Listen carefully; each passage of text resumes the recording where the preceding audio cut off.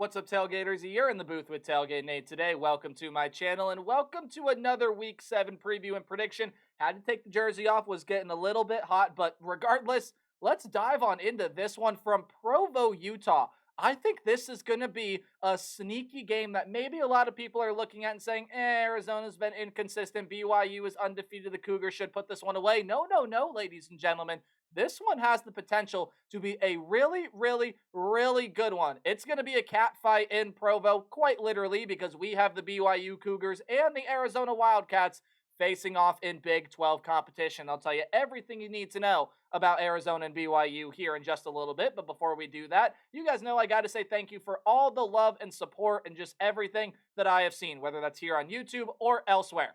If you want to help support me here on YouTube, couple ways that you can do so. Hey, first off, if you haven't done so yet and you're as big of a college football nerd as I am, you might as well hit that subscribe button and ring the bell because you're here. Thank you for taking time out of, I'm sure, your busy day to watch this video, and liking, commenting, sharing, and any other way you help to interact with the channel, help support what I do here on YouTube. But if you want to support me outside of YouTube and look at some of the other stuff I do in the sports media world, go ahead and give me a follow on Twitter or X, whatever you prefer to call it. It's at TailgateNate29. I would really appreciate your support over there as I'm going to try to start posting a little bit more. Thank you for however you support me, and without further ado, this one in Provo, ladies and gentlemen, I'm actually really excited to talk about this one because I do think it's going to be a very fun matchup here in this, or I should say here in Provo. It's going to be a 3 o'clock matchup, so an afternoon matchup, a game that I would have loved to have at night, but regardless, let me tell you how I'm going to preview this one. We're going to go ahead and break things down and give you some keys to the game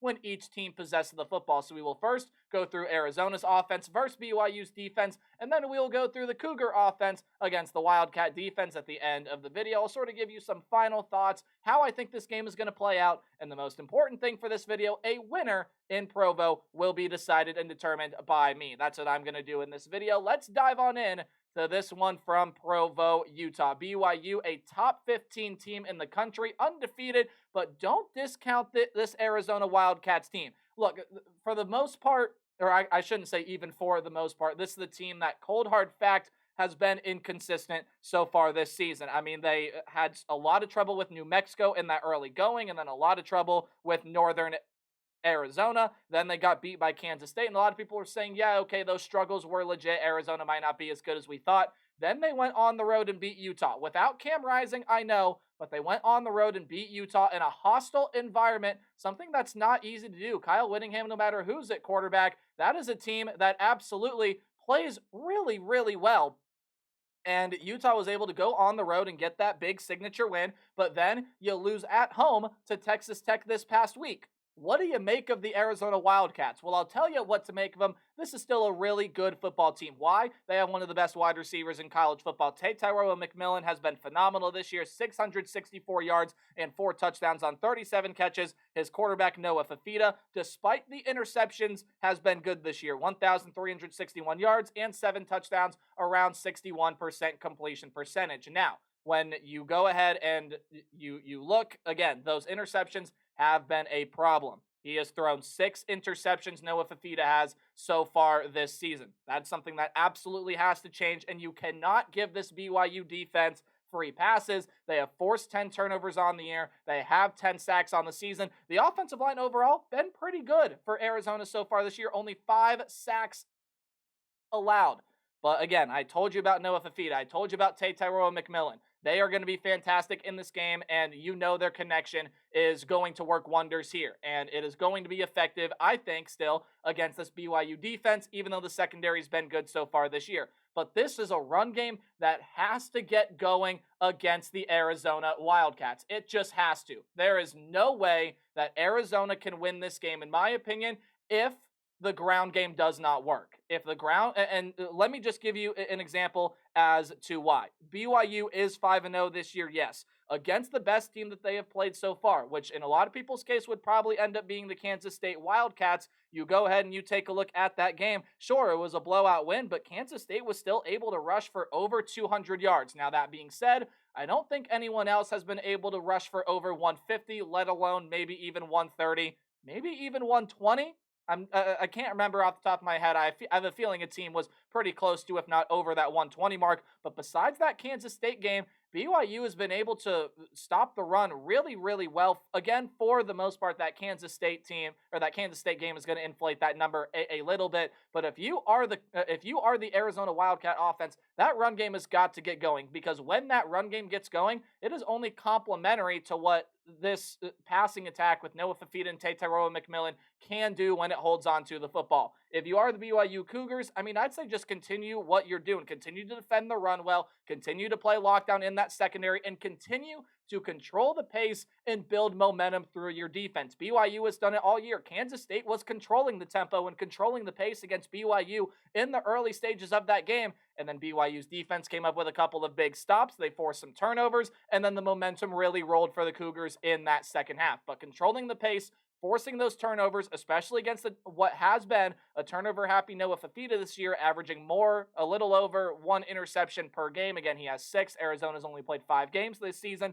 The Cougs are going to have success defensively. But I can't emphasize this point and what I'm about to say enough, because both of these teams, as you're about to find out with BYU's offense here in just a little bit, both of these teams offensively are atrocious on third down. Arizona's only converting around 32% of their opportunities on the money downs, and BYU, as you see right here, is only converting about 29% of their third down opportunities.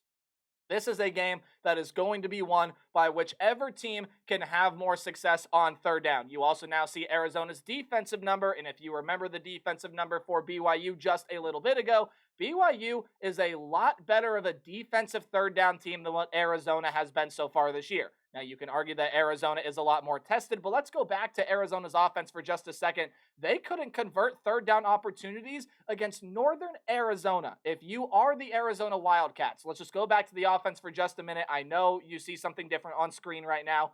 If Arizona can get that run game going, Fafita can limit turnovers, and they can convert third down opportunities, that's going to be huge for the Wildcats, but they also are going to have to step it up defensively here as well, because Jake Retzlaff has been, I'm not necessarily going to say outstanding this year. He's been good, 1,208 yards, 12 touchdowns, but has thrown 5 picks. And that's 5 of the 6 turnovers that BYU has this season. Jake Retzlaff hasn't really had a game that will make you go, whoa, that's absolutely fantastic. But that's definitely not a stat line that you can look at and say that Jake Retzlaff is an average, everyday starting quarterback. No, Jake Retzlaff has been a good, if not great, quarterback for BYU so far this season, and he's going to have to continue to be here in this game. But like I just talked about, the third downs, that is something that has got to change, not only for BYU, I should say not only for the Arizona Wildcats, but for the BYU Cougars as well. They need conversions. You think Arizona is bad on third downs?